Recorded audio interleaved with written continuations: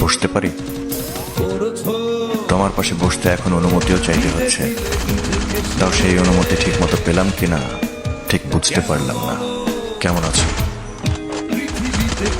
ভালো আছি। কোনো কাজে? আমার বাচ্চার বার্থডে, ওর কেক নিতে এসেছিলাম।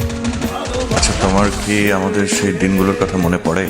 না, কখনই না। মেয়েদের অতীত থাকতে নেই, মেয়েদের থাকে বর্তমান আর ভবিষ্যৎ। আর বিয়ের পর মেয়েদের সংসারটাই বর্তমান, সংসারটাই ভবিষ্যৎ। সেই সংসারে আমারও তো থাকার কথা ছিল সামিয়া। এত ছোট জামা। চলো, আমাদের যখন বিয়ে হবে ছোট্ট তুলতুলে পরীর মতো একটা মেয়ে বাচ্চা হবে। এই জামাটা তার জন্য রেখে দিও। সত্যি? আচ্ছা শোনো, আমরা কিন্তু বিয়ের পর প্রথম বছরই বাচ্চা নেব, ঠিক আছে? এভাবে আমার জীবন থেকে হারিয়ে গেলে? হারাতে না চাইলে ধরে রাখতে জানতে হয়। কবে যে তোমার একটা চাকরি হবে? কপালে যেদিন লেখা আছে সেদিন। তোমার কপালে আমি লেখা আছি তো।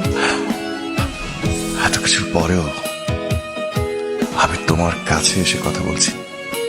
কেন জানো? কারণ সবকিছুর পরও তুমি আমার প্রথম প্রেম। এই প্রেম আমাকে হাসিয়েছে,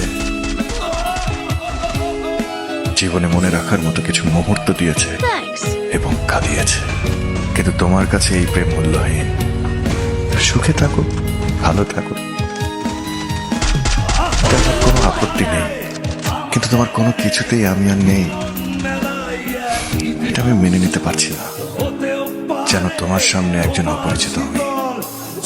এক্সকিউজ মি ম্যাম, আপনার কেকটা রেডি, প্লিজ চেক করে জানাবেন। চেক করা লাগবে না, আপনি প্যাক করে গাড়িতে দিয়ে যান।